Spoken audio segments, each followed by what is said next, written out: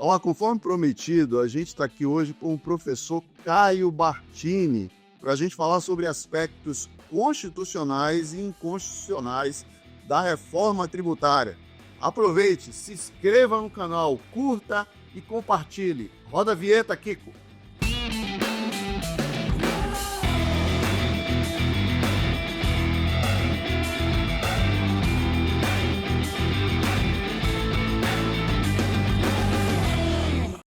É isso aí, conforme a gente anunciou, estou aqui com o nosso nobre professor, doutor Caio Bartini, para a gente falar sobre aspectos constitucionais e inconstitucionais da reforma tributária. Assunto esse que interessa ao empreendedor, ao profissional liberal e... Todo mundo está interessado. Professor Caio, deixa eu falar um pouco do currículo do mestre aqui, né? O professor Caio é doutor em Direito pela PUC, Rio de Janeiro, doutor em Ciências Jurídicas e Sociais pela UBA. UBA é o quê, professor? Universidade de Buenos Aires. Buenos Aires. MBA em Direito Empresarial pela FGV, especialista em Direito Tributário e Processo Tributário pelo IBET, é isso? Exato. Sócio fundador da Ribeiro e Bartini Sociedade de Advogados, membro efetivo da Comissão de Direito Tributário da OAB São Paulo, coordenador do núcleo da ESA, da 65ª subseção da OAB de Caraguatatuba e Ubatuba. Advogado, professor e consultor jurídico. É isso aí? É isso aí. O professor também é autor de várias obras, né, jurídicas. Né? Destaca-se o Manual de Prática Tributária, está na sua 7ª edição, editora Ridel, e o Direito Tributário Interdisciplinar. Esse vai estar agora na primeira edição pela editora Foco. Ela vai lançar aí? Vai tá no prelo já. E tem mais outros 3 que estão em andamento. Que bom, que bom. Professor, para a gente já iniciar sobre o tema da reforma tributária, eu tenho um primeiro questionamento e a partir daí o professor fala que nós somos todos ouvidos. A reforma tributária, ela põe fim ao princípio federativo? Olha, talvez essa seja uma pergunta, Alex, que muito já se debateu e ainda não está passível de entendimento. Eu vou explicar o porquê. Nós temos que entender que o nosso sistema tributário ele é completamente vinculado à Constituição Federal. Nosso sistema tributário ele tem um desenho formatado na Constituição, nós temos um capítulo próprio que trata disso, então por isso há necessidade de alteração do sistema por meio de emenda constitucional. Nós tivemos a promulgação da emenda constitucional 132 em 2023, no dia 20 de dezembro de 2023, que a partir daí fez uma alteração, eu não posso dizer em toda a parte tributária, mas numa parte muito significativa, que é na tributação sobre consumo. Por quê? Porque a tributação sobre consumo ela faz com que o nosso sistema de tributação ele seja regressivo, para o pessoal entender o que seria esse sistema regressivo.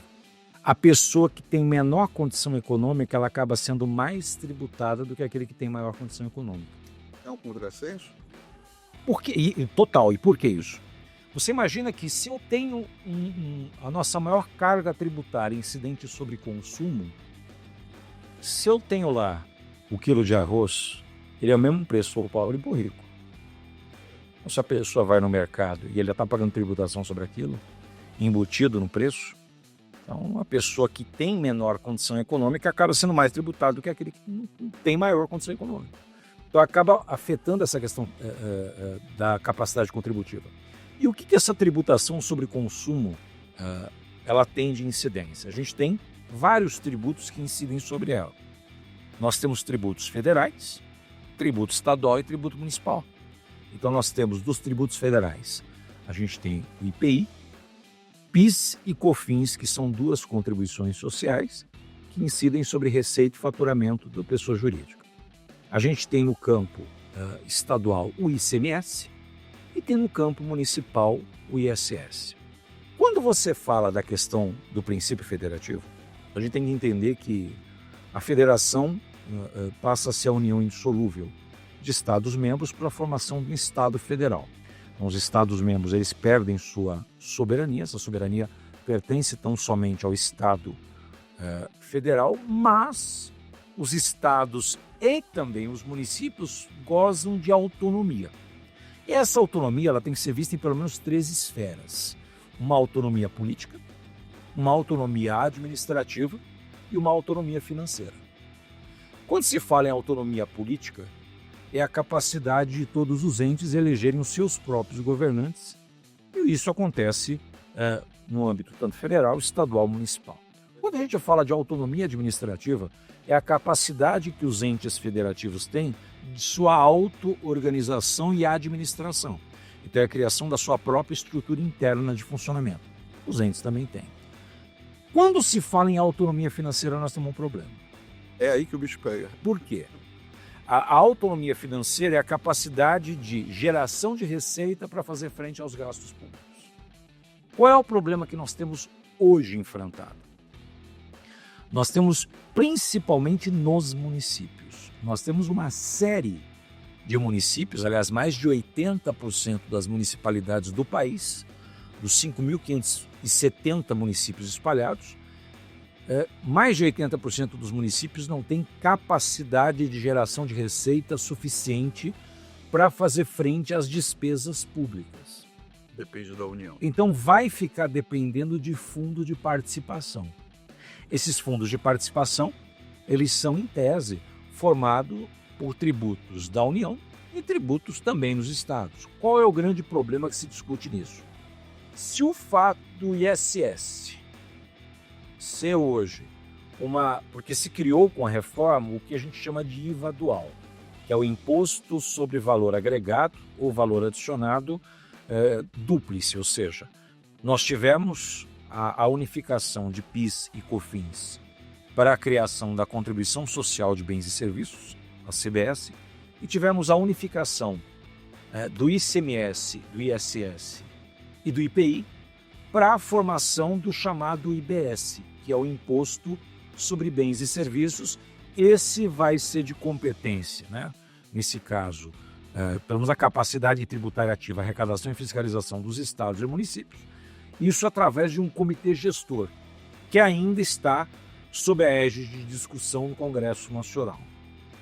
A discussão a partir do momento que o ISS é suprimido, entre aspas, e incluído nesse IBS, que é uma lei complementar nacional, que é a lei complementar que já foi editada, a lei complementar 214 em 2025, se o fato do ISS ser suprimido e ser incluído no IBS, se fere ou não a questão do princípio federativo, uma vez que estaria se imiscuindo na questão da autonomia financeira dos municípios.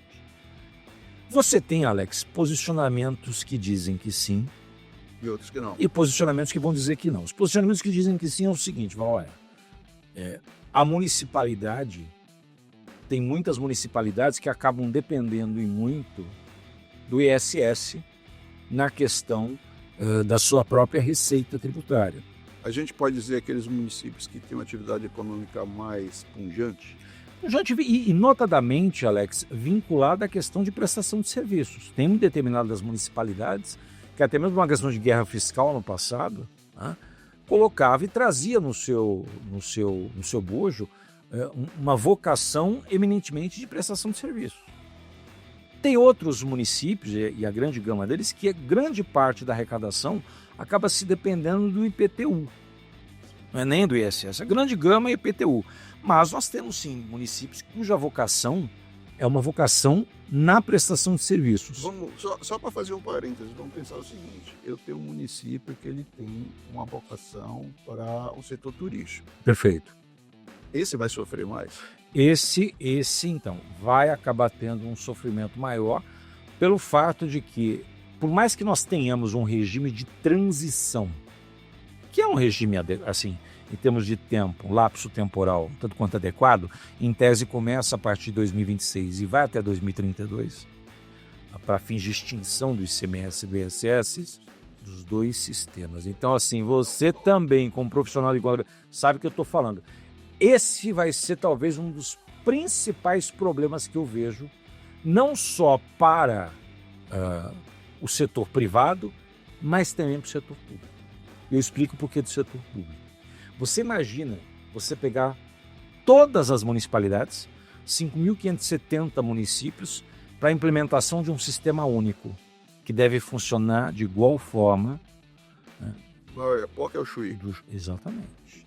Em relação ao IBS. Eu, sinceramente, Alex, não sei se nós teremos tempo hábil para isso. Até 2032. Não, até 2026 para implementar. Sim. Porque assim, você concorda que nós já o primeiro trimestre já foi? Já, 2025. Eu pergunto para você o seguinte, será que em mais 3 trimestres nós conseguimos aprovar a PLP 108 de 2024, que cria o comitê gestor? Que esse vai ser o órgão máximo, é uma entidade dotada de personalidade jurídica própria, em tese é uma autarquia federal. Então, será que vai ter tempo hábil para a constituição de uma autarquia federal, contratação de pessoal e implementação disso até 2026? É difícil. Esse eu vejo que é um enorme desafio. Se o governo já tem isso desenhado, Tudo bem, né?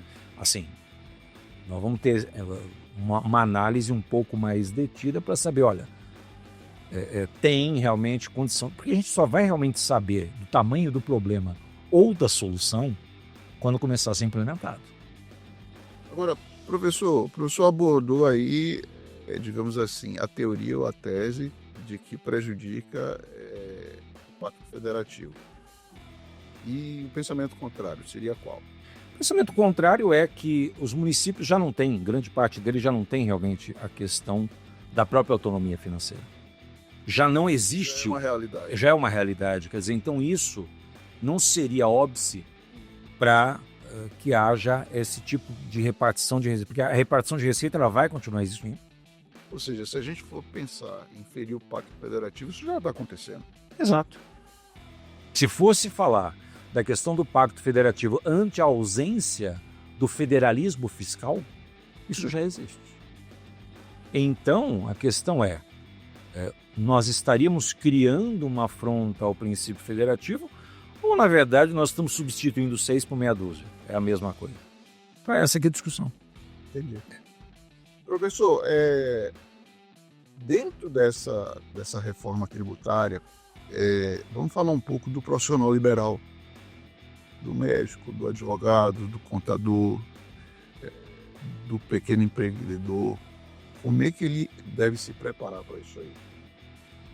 Olha, o que é que vai acontecer? O que é de se esperar? Sim, primeiro, em se tratando de tributação sobre tais atividades. Certo.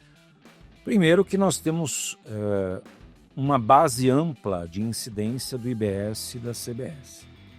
Então, assim, o Imposto sobre Bens e Serviços e a Contribuição Social sobre Bens e Serviços, ela tem uma incidência absolutamente sobre tudo. Sobre todas as operações com bens e todas as operações com serviços. Tudo, absolutamente tudo tem incidência.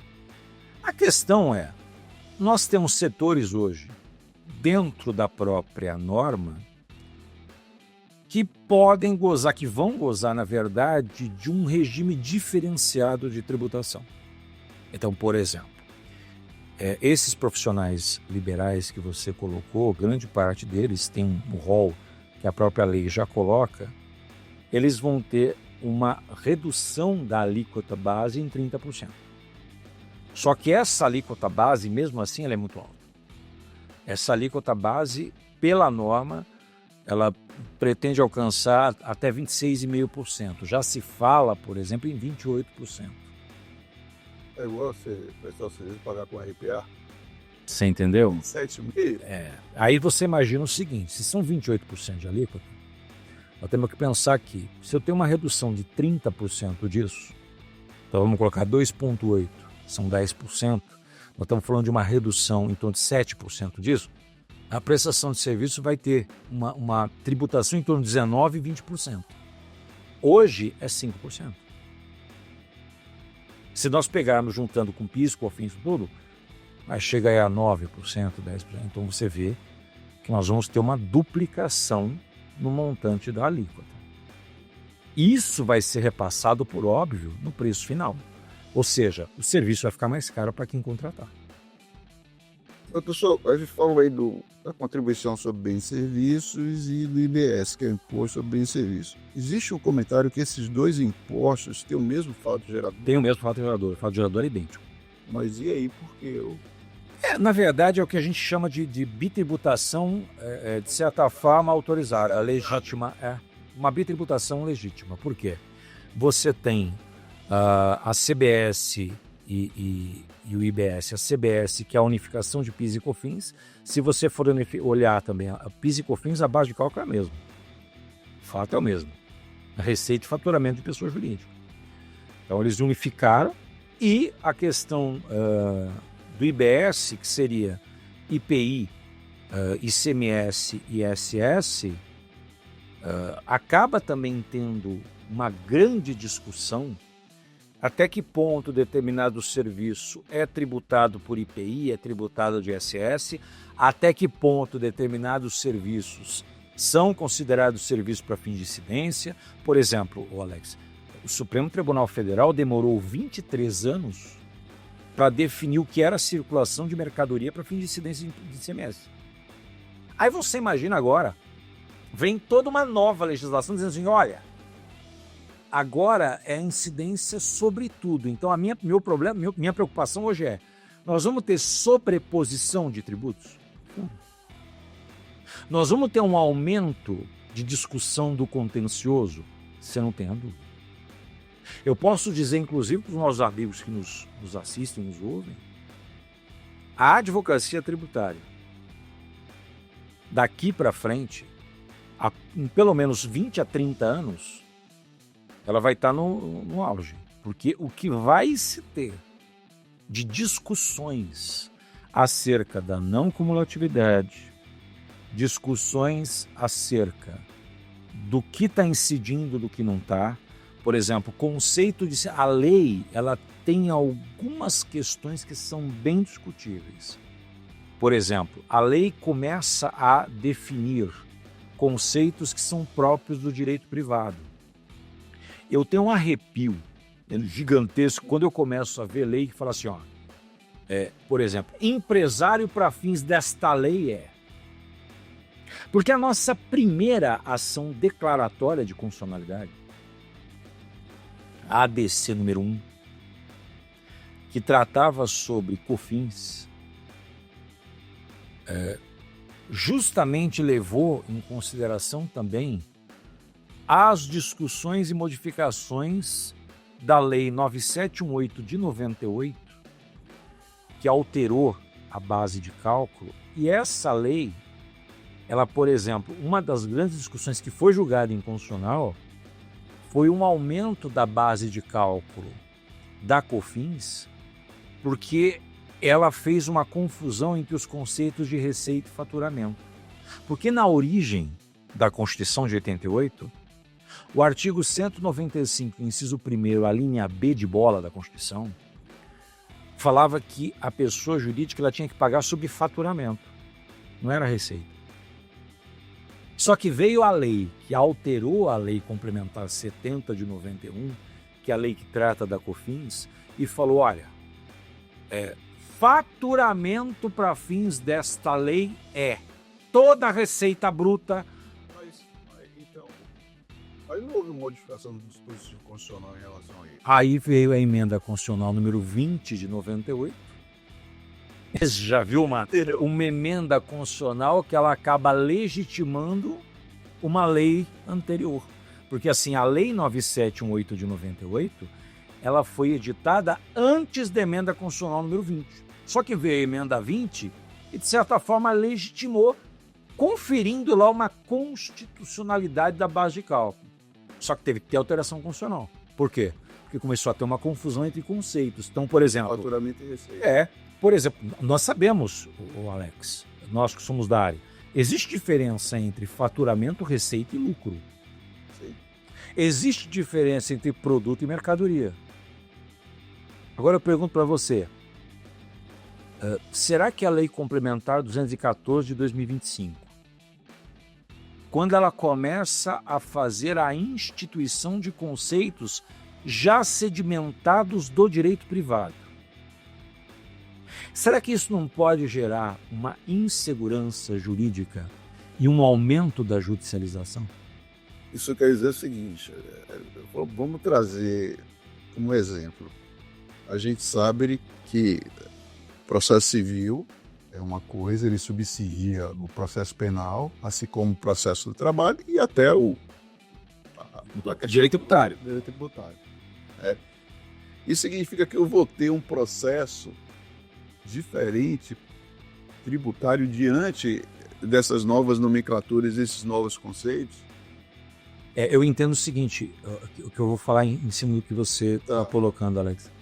Eu entendo o seguinte, nós não temos um código de processo tributário, mas nós temos legislações que regulamentam um processo administrativo em matéria tributária e o nosso processo tributário vai se utilizar subsidiariamente do Código de Processo Civil, da Lei 13.105 de 2015. A questão é a seguinte, o que eu vejo é, se a ideia da reforma tributária, pelo menos na exposição de motivos, é fazer uma diminuição do contencioso, seja na esfera administrativa, seja na esfera judicial, Já é positivo. não, então, mas não me parece que isso vai acontecer. Porque se a norma começa a se imiscuir em conceitos do direito privado, para poder legitimar a sua amplitude do campo de incidência, Ou seja, para aumentar a sua arrecadação, acho que isso vai ser um problema. Por quê? Nós temos uma determinação no Código Tributário Nacional, que é o artigo 110.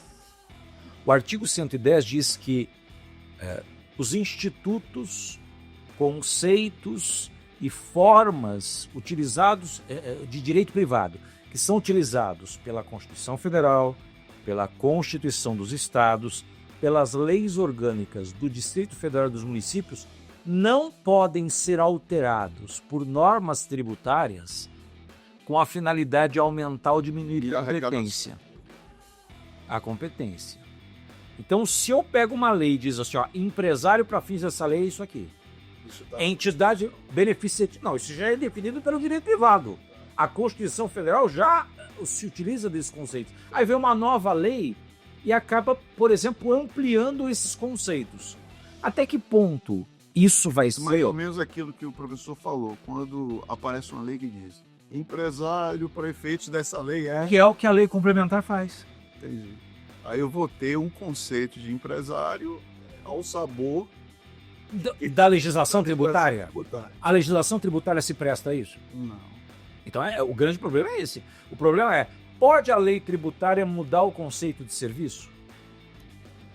Eu entendo que não. Porque isso já foi mudado pela Lei Complementar 214. Pode a lei tributária mudar o conceito de bens, no geral? Isso é papel do direito privado que já está consolidado? Então, esse é o grande problema. Nós tivemos um problema desse na questão do ISS, por exemplo, sobre franquia. Porque a prestação de serviços que nós adotamos como regra para a incidência do ISS é aquela que é retirada do direito civil, que é retirada do direito privado, que é uma obrigação de fazer. Certo, isso. É derivativa do direito. Você entendeu? privado. É o direito civil. Exatamente. Aí você pega, por exemplo, contrato de franquia. O contrato de franquia, ele não é necessariamente uma obrigação de fazer. A franquia também envolve a obrigação de dar porque você tem transferência de know-how. Então começou a gerar o quê? Conflito, incide ou incide. Vou te dar um outro exemplo de problema. Nós temos uma súmula vinculante 31, que diz que não incide ISS sobre locação de bens móveis. Tá. A partir do momento que eu tenho agora uma ampliação da base de cálculo do IBS, Da 214. vai incidir. Como é que vai ficar então? Então, assim, o Supremo Tribunal Federal vai ter que fazer uma revisão da súmula. Então, nós vamos ter uma série, e por isso que eu falo, olha, A litigância, em tese, aumenta. eu entendo que vai aumentar demasiadamente, seja na esfera administrativa, seja na esfera judicial. Eu não vejo de outra forma. Eu não consigo, a não ser que tenha alguém que me comprove que isso não vai acontecer. Eu acho bem difícil nós não temos um aumento da judicialização. Acho bem difícil não ter. Até mesmo porque, se a ideia do legislador seria simplificação, eu não sei se isso vai acontecer. Da ampliação desses conceitos, eu estou complicando mais a situação, então. E assim, eu acho que a operacionalização disso, eu vou te dar um exemplo. Olha, nós vamos ter uma possibilidade de ampliação da não cumulatividade, quer dizer, a pessoa vai fazer aproveitamento de crédito de absolutamente tudo. A minha reflexão é, será? Ou isso é uma questão colocada no papel que a implementação vai ser mais complicada daquilo que se vende na lei? Porque você sabe a confusão hoje que se tem para validação de crédito. Veja a demora que a gente tem para homologação de crédito do ICMS. Você sabe que você tem direito àquele crédito escritural. Quanto tempo as secretarias de Fazenda demoram para homologar? Então a minha pergunta é, será que essa homologação ela realmente vai acontecer de forma automática? E gato escaldado tem medo de geografia. Eu já vi muita coisa na lei. Na lei, muita coisa funciona muito bem. Ela é linda na teoria. O meu problema é a pragmaticidade da coisa. É pragmático? É factível? Nós vamos conseguir realmente implementar? Mas veja, essa questão do IVA funciona em 174 países. Acho fenomenal, mas a questão é o seguinte, Alex. Será que esses 174 países onde o IVA funciona tem o mesmo sistema federativo que o Brasil tem? Tem o mesmo tamanho de complexidade que o Brasil tem? Tem as mesmas desigualdades regionais e sociais e a mesma amplitude que o Brasil tem? Eu não sei. Eu entendo que não.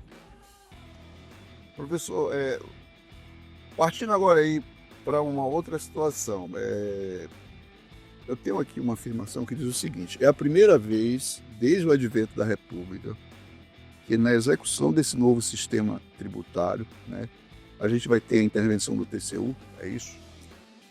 Veja, eu não digo... É uma função atípica agora? Eu não digo que seja dessa maneira, né? Eu não entendo que seja algo onde existe uma atipicidade. Qual é a finalidade de um tribunal de contas? Se a gente pegar o artigo 70, 71 da Constituição Federal, é um órgão auxiliar do Legislativo no exercício da fiscalização, no tratamento das contas. Correto.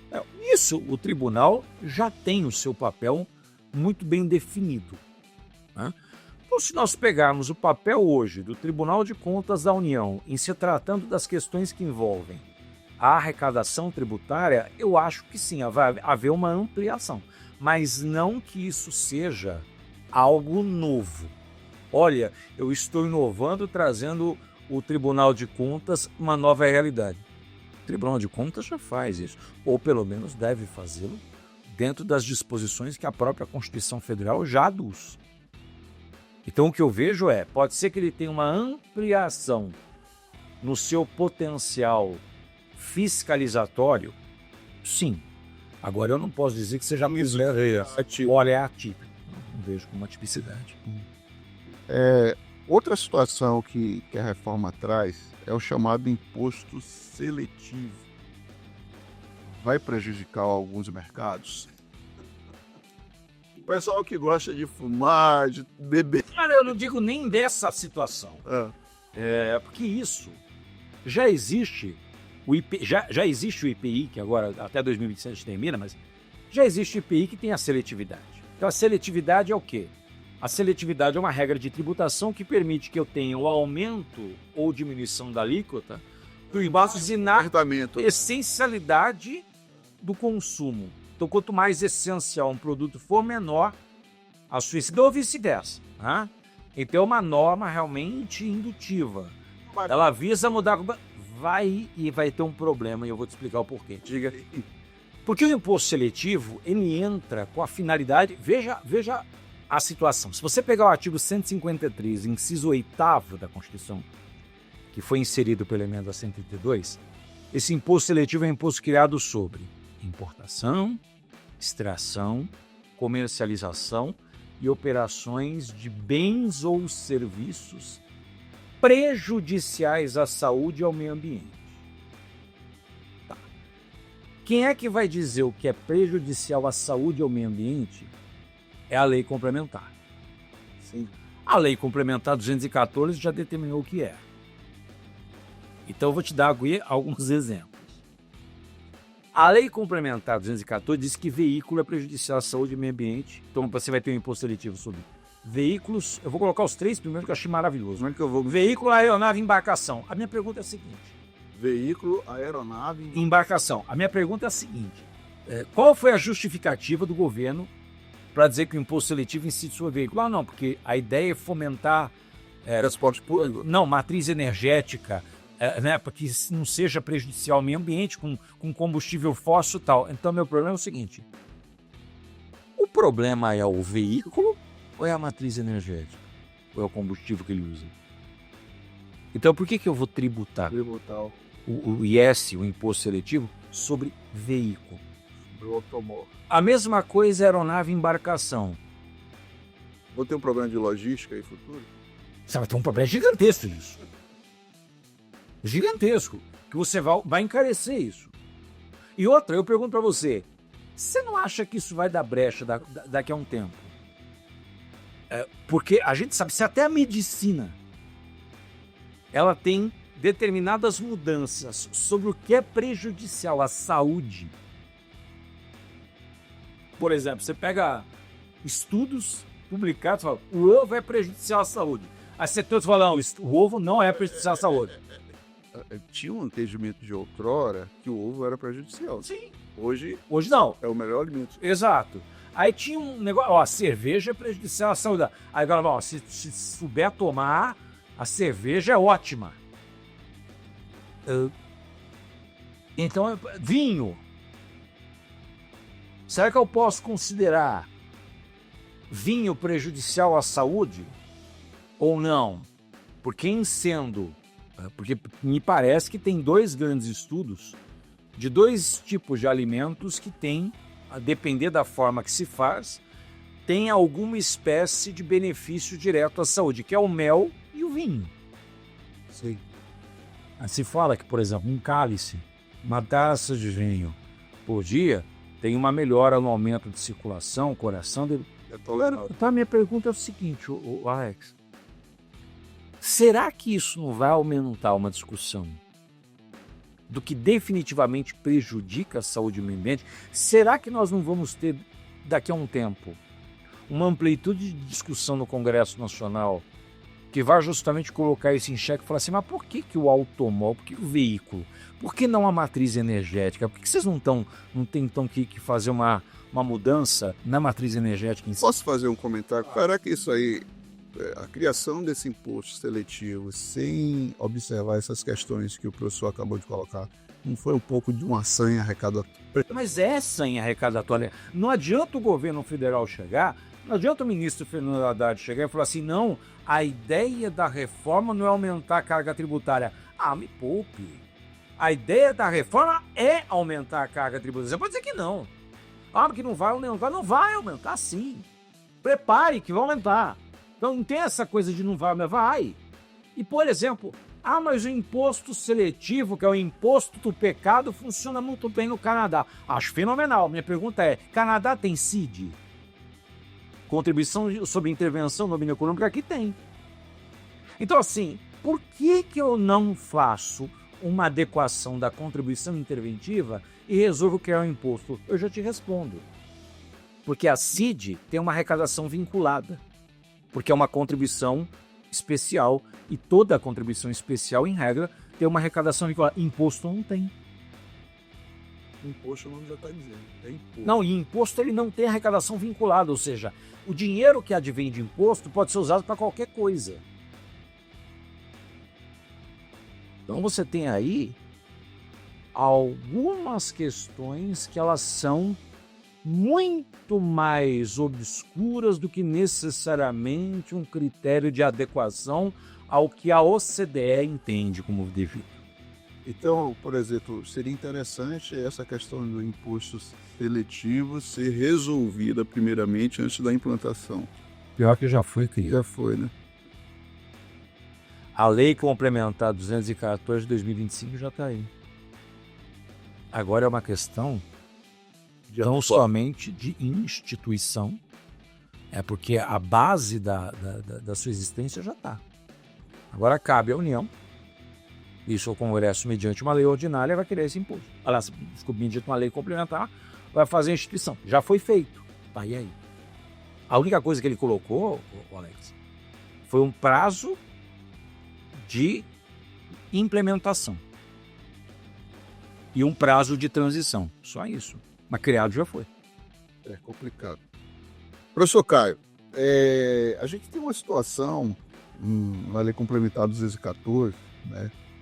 Mais do que citado aqui nesse bate-papo, acerca dos direitos das pessoas com transtorno do espectro autista. Né?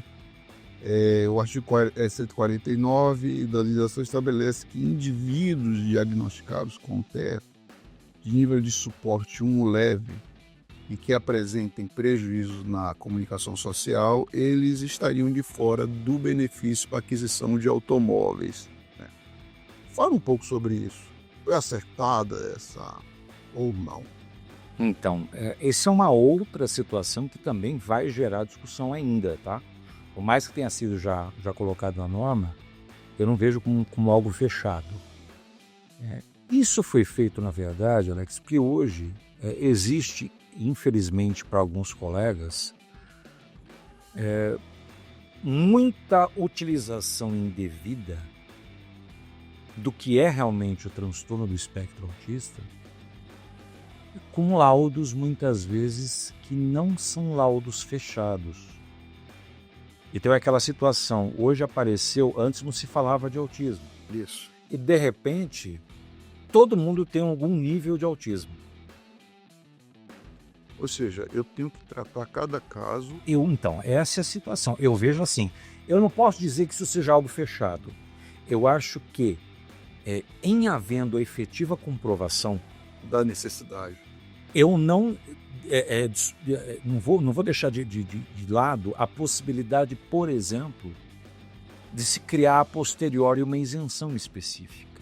Mas aí vai colocar determinadas condicionantes para que isso aconteça.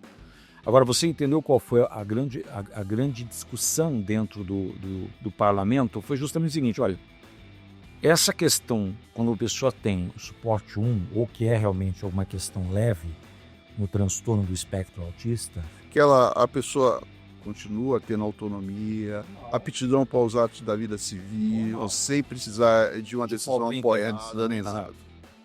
Então, houve hoje... É o que estavam colocando tudo dentro do mesmo balde. Vamos colocar desse jeito. E aí, vamos analisar o seguinte, né?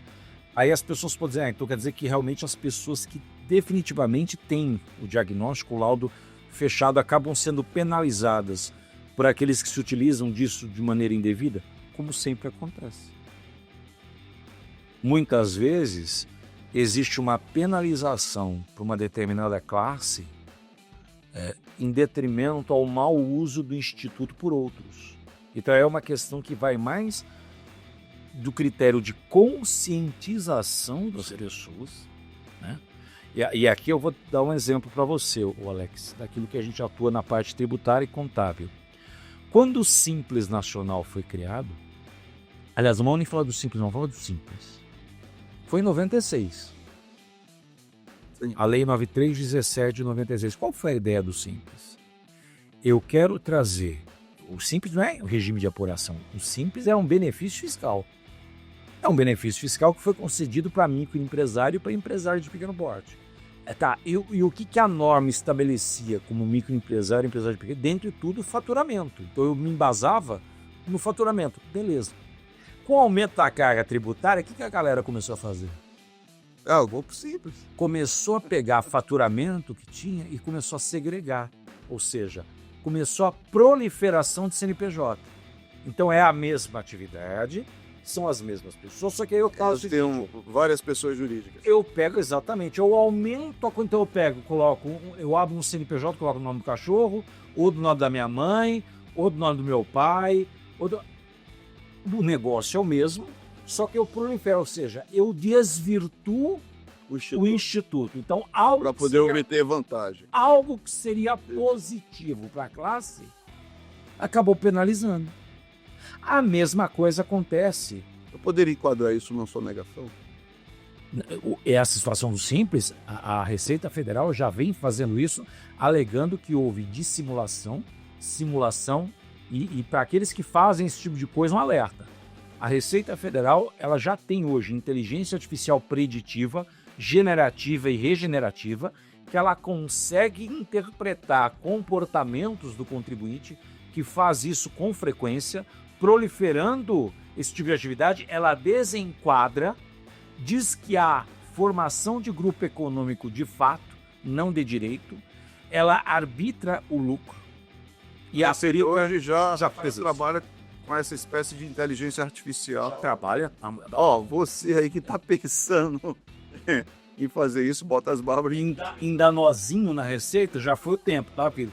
Aquele tempo em que a gente entregava formulário de imposto de renda físico, ou que entregava CDs, disquetezinho, lá no Banco do Brasil, naquela época você podia tentar dar um nó, hoje esquece. Não dá, né? Caio, a gente está chegando no nosso final aqui. Antes de eu fazer o bate-bola com você, né, a gente conhecer um pouco da pessoa do Caio, dá um recado para o profissional liberal, para o empresário, acerca do que está por vir. Como é que ele deve se preparar? Por óbvio, o professor não vai detalhar, mas, cara, dá um briefing. Primeiro, entendam que há uma necessidade hoje, que não acontecia antes com tanta frequência, mas há uma necessidade hoje de você ter um planejamento estratégico, com profissionais qualificados e gabaritados para isso. Não adianta você achar que você, mas eu vou aqui adotar o sim. Não, o simples já não é. Bom, o simples nunca foi tão simples. Mas assim, hoje você já não consegue sozinho, e mesmo o próprio profissional de contabilidade sozinho hoje, sem ter um suporte jurídico, de entender qual é a melhor forma de agir dentro do que nós já estamos vivenciando. Então, assim, procure fazer algo preventivo. Que hoje, infelizmente, as pessoas no Brasil, elas são altamente belicosas. Elas esperam o problema acontecer para depois resolver contratar um mágico. Ela não quer um advogado, ela quer um mágico. Ela quer que resolva o negócio, desaparece e surge um coelho, pega toda. E para toda pessoa que quer um mágico, vai por mim, vai aparecer. Aparece sempre um mágico que tem a decisão mais mirabolante da face da Terra, mas que daqui a 4 anos e meio você vai ver o resultado. Então a minha questão é a seguinte: não fique confiando em santo Google. Não fique confiando nos grupelhos de WhatsApp, naquelas pessoas que nunca estudaram na vida determinado tema, mas agora, no afã dos influencers surgindo, começam a colocar teses e situações mirabolantes, só que vendem muito bem. Tem gente que vende areia dentro do deserto do Saara. Entenda você, querido, entenda o seguinte: para todo ingênuo que acorda na manhã, um esperto também acorda. E na hora que eles se juntam, dá negócio. Então, cautela. Então, vamos dizer assim, a desgraça acontece em menos de 5 anos. Mas... não, aquela situação. A pessoa fala assim, não, olha, mas o meu amigo fez, o primeiro ano não deu problema. Mas não vai dar problema no primeiro ano. A Receita dá corda. Por quê? Onde você vai. Porque existe, na verdade, uma determinação legal de uma ordem decrescente dos prazos prescricionais. Então ela vai correr atrás daquilo que está próximo a prescrever. Qual que é o prazo que nós temos de prescrição? 5 anos. Então, quando deu 4 anos e 6 meses, 7 meses, você vai ver o que vai acontecer. Então, assim, não acredite em mágica. A ligação é maior, né? Não acredite em mágica. A mágica, nesse sentido, principalmente no campo que envolve tributação, não existe. Tá aí, recado do professor Caio Martins. Professor, vamos entrar agora no bate-bola. Bora conhecer um pouco das preferências do professor no seu dia a dia. Professor, cita um filme. Poderoso Chefão. Al Pacino. Marlon Brando, notadamente, os três são ótimos, mas notadamente o primeiro volume. Ele é muito... Né? Ele é muito atual. Principalmente na questão de negócios, assim. Né? Por exemplo, ele deixa uma coisa muito, muito clara. Nunca faça negócio com quem não tem nada a perder. Certo. Professor, um livro. Um livro, a Bíblia. A Bíblia. Um livro, a Bíblia. A gente pode dizer Eclesiastes? A gente pode dizer Provérbios. A gente pode dizer Eclesiastes. A gente pode dizer todo o cânone sagrado é importante, né? Independentemente de religião. Eu digo uma questão da própria Bíblia, até mesmo pelos próprios conselhos que dela nós podemos extrair. Perfeito. Uma música. Qualquer música erudita. Isso aí eu acho que o Kiko vai gostar. Um time de futebol. Corinthians. Um lugar. Florença, Por que foi? na Itália, porque é o berço do renascentismo. É um lugar onde a história, você consegue respirar história. E quando eu tive a oportunidade de conhecer, mais de uma vez, é algo definitivamente brilhante para quem gosta de história. Então, notadamente, para você ver as grandes galerias, pelo menos as duas grandes que tem em Florença, a Galeria Uffizi e a Galeria Academia, é algo fora do comum. Perfeito. Professor, um sonho. Propagar a educação de qualidade para aqueles que desejam. Uma inspiração. Minha família. Uma palavra ou uma frase que define Caio Martins. Não importa de onde você veio, importa onde você quer chegar. Perfeito. É isso aí. Você teve aí com o professor Caio Martins, a gente falando sobre aspectos constitucionais e inconstitucionais da reforma tributária. Professor, suas considerações finais. Prezado, primeiramente, Alex, agradeço muito estar aqui no podcast com você. Agradeço aqueles que tiveram a paciência de nos escutar durante esse tempo. Espero que essas informações, aqui tão somente reflexões, possam adquirir em vocês todos o hábito de não ficar acreditando muito naquilo que só é falado, mas que haja uma efetiva investigação, uma vez que hoje nós vivenciamos um fenômeno que eu chamo, Alex, de infoxicação. As pessoas elas estão intoxicadas de informação. Nós temos informação 24 horas por dia, 7 dias por semana. Só tome cuidado. Não confunda informação com conhecimento e não confunda conhecimento com sabedoria. São coisas completamente distintas. Perfeito. Professor, obrigado. Você esteve conosco aí com o professor Caio Martins. Obrigado por ter acompanhado. Se inscreva no canal, curta e compartilhe. Até o nosso próximo podcast.